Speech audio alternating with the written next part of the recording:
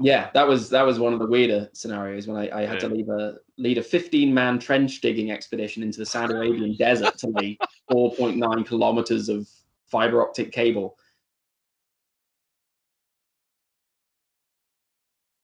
So I'm Will. I've been a freelance sound engineer and sound consultant for the last 10 years, primarily in Scotland, but I've done some work in England, and also it's taken me all over the world. So yeah, that's what I've been doing with myself.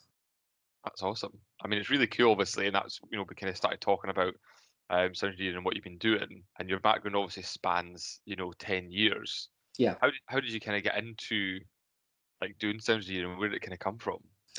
So I started off doing a degree in music technology at Leeds Metropolitan University, which was fantastic, but I very quickly realized that it was teaching me a lot of the fundamental science behind what I was doing. So things like acoustics and psychoacoustics and engineering and electronics, but nobody was teaching me how to actually plug in a cable or set up a band or do any of those things which really are the day-to-day nuts and bolts. It was all very theoretical.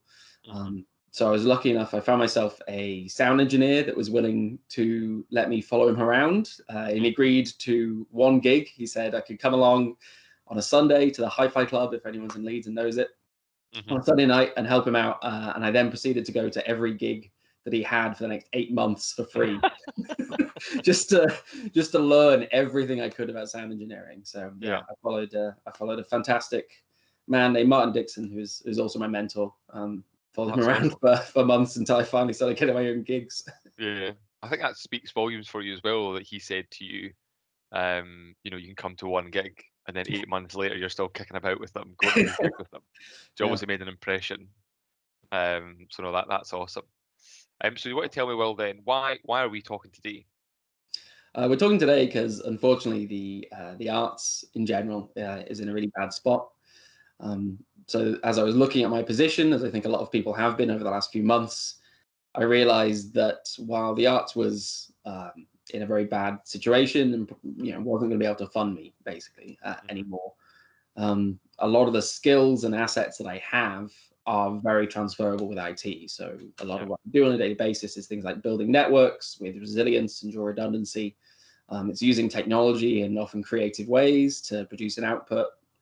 It's all the things which are very commonplace in IT, but I was just using them to make a show instead of a product. So, I thought this was the right place to go.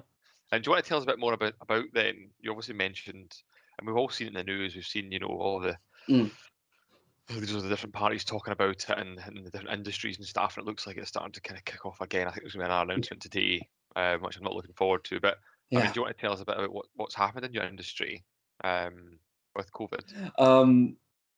Unfortunately, the arts, like a lot of industries, got told you have to close your doors. Distancing is impossible inside of a theater venue. All that kind of stuff. So we got told we had to close. Very understandable. A lot of the issues are currently with reopening. Because we have to distance, something like a 2,000 person capacity venue is now down to roughly about 200, at best 300 seats. Unless we can sell all the seats we normally can, we simply can't make money. A venue is based around its capacity and its capacity to sell tickets and thus make money. There's a lot of upset and anger because people are looking at things like pubs where people are sitting quite close to each other and a lot of those elements, and saying, well, if this can happen, why can't theatre happen? Why can't it happen in at least an open air capacity or things like that? So there's a distinct lack of support and quite a lot of anger for whether theatre is simply just being forgotten about or allowed to go ahead. But luckily, as a group, we're very good at organizing. So there's some fantastic charities and activism going on. So things like Red Alert and We Make Events, two of the really key, I don't know the word is, protests, I suppose, that are going on at the moment. They're really aiming to get focus back on the arts and say, hello, we're here, and unfortunately we're dying. It is really kind of disheartening. Like it's a real shame that's that's kind of happening.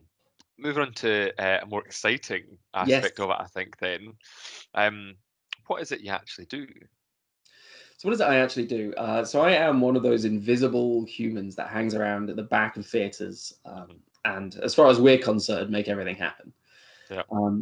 So as I said, I'm a sound engineer. A lot of the time, what I do is I work as a sound consultant, but I do work as an operator and technician as well. So to take you kind of the full chain of events, Yes. before anyone sets foot in a theater, often about a year to 6 months before, there will be a writer and a director, and they will come up with a show. Yeah. And they will put that together, and then they'll start to look for money and do that whole thing and get a cast together. At which point, they will hire a sound designer normally. Yeah.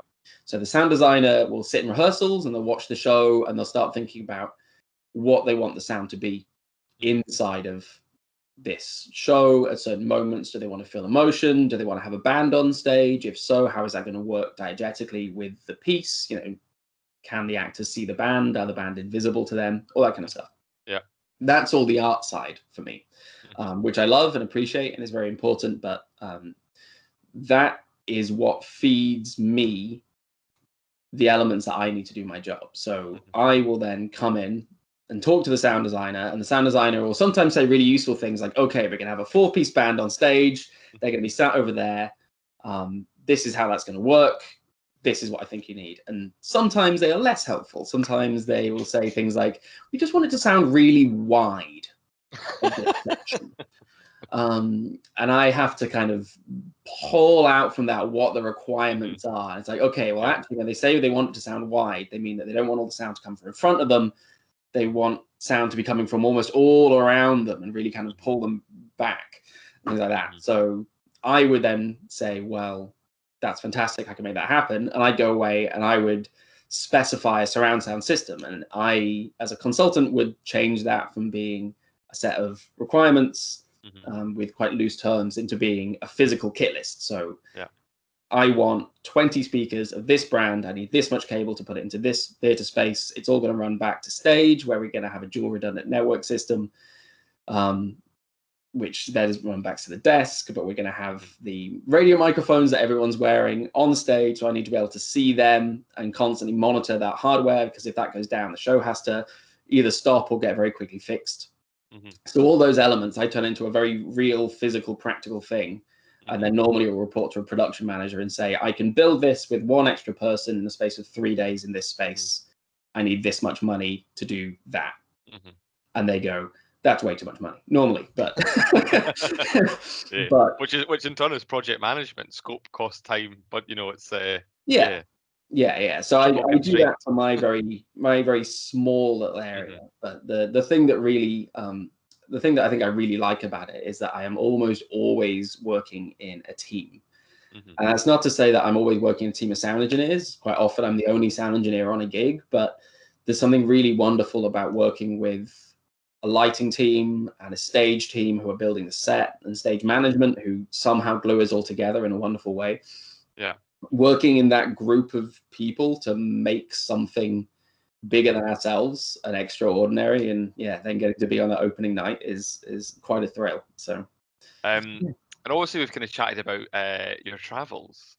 Your job's kind of taken you around the world to some cool places. Where have you been? Where have I been? Well, most recently I was in Saudi Arabia, actually, at the end of last year, which was... What were you doing there? That was a truly bizarre gig. That was unlike anything I've ever done, actually. I was part of a team that were building a 155,000 square meter theme park. That's awesome. Yeah. Hey, do you want to come build a theme park with us? Yes. Well, originally they asked me if they'd like to come out and be a lighting technician, which isn't what I normally do. But a good friend of mine was in charge of hiring the crew for it, and he said, "Look, I need a safe pair of hands. I need somebody sensible who isn't going to hurt themselves and is going to look after the rest of the team, because some of them are quite young." So he said, "Look, just come across. I know you'll be helpful. It'll be great." I actually only found out on the flight there that he had me as his pocket sound engineer, because apparently on these gigs quite a lot they will kind kind of forget about sound somehow, just almost kind of forget it exists. And then at some point, 2 weeks before, they'll go, "Oh, there's going to be music, right?" And then somebody goes, "Oh yeah, there'll be music." And then they turn around to us and go, "Can you make music happen? Music, music." So he knew that I might be quite useful. So he kept me along, and lo and behold, a week in, the technical manager was handling all the sound, and he said, "Oh, actually, let's I need some help here." So I got put forward for it. So yeah, I went from being a lighting technician, literally lugging lamps around the desert, to suddenly being the head of sound for this theme park that was getting built. Is that like kind of like Alton Towers kind of cinema? Alton Towers, you go in, it's like there's sound and music everywhere. Like they actually create quite a big experience when you go in. Was that pretty much what you were trying to duplicate? Absolutely, yeah. So I had to specify a site-wide PA system that was both the emergency evac and just kind of general background noise and chatter and things like that. Yeah. That was all linked back to our main control site via 4.9 kilometers of fiber optic cable. Wow. Yeah, that was one of the weirder scenarios when I had to lead a 15-man trench digging expedition into the Saudi Arabian desert to lay 4.9 kilometers of fiber optic cable in the space of a week, because it was about to get tarmacked and then paved. And we were never going to see that cable again. Yeah. Literally, team with shovels, digging a line, laying it all down. Just like digging through sand, like you're playing cable. That's crazy. Absolutely. I'm glad you mentioned that. That's awesome. What a strange experience I'm sure that would have been. Yeah. And then apart from Saudi, then you've been to parts of Europe and stuff as well. Yeah. So a lot of theatre tours around Europe, especially circus stuff. I've got a lot of love for circus. It's just such a wonderful art form. Just watching people do things that you couldn't even dream of. Like, you didn't even know a human could do that, and then you're just watching somebody do it so effortlessly. Yeah. So that takes me through Europe quite a lot. Australia as well. I do a lot of festivals here, so working on the festival circuit in Edinburgh, as everyone knows, kind of Edinburgh Festival, but then there's also the Science Festival, the Film Festival. I'm the technical manager for them.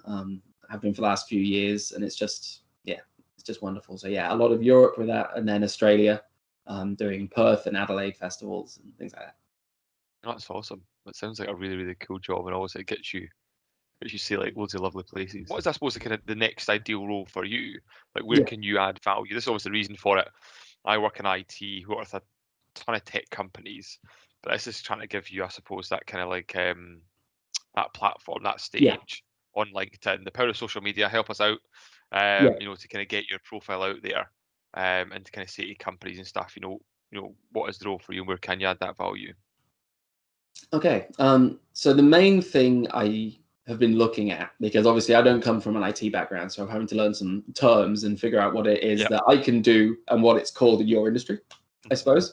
But the main place that I've found is operations and support. Is really what I'm looking at. I know that I'm physically very competent running cables and doing the physical machinations. I've been building my own computers and some for some friends, and actually professionally I've been paid to build a couple of PCs over the last few years. Hardware installation, but alongside that, it's quality of service and uptime. Things like that are elements that I've done for many, many years. Building show critical systems that if this breaks, I'm in a room with 2,000 people who are going to know that the thing's broken. I'm very personally invested in everything working like it should. So I think all of those elements lead me back to that kind of an area. To add to that, I've always had a personal interest in tech. So I've been playing with Linux. I think I installed my first Linux box was Fedora.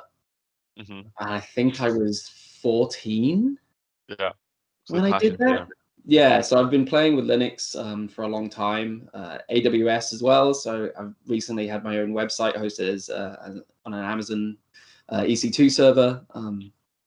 Elements like that. I've been helping a few people through lockdown as well. So I've installed a Big Blue Button, if everybody knows that, video conferencing suite for somebody. for an educational company because they wanted to have their own system back when everyone was not quite sure if Zoom was safe or not. Mm-hmm. It was that scare.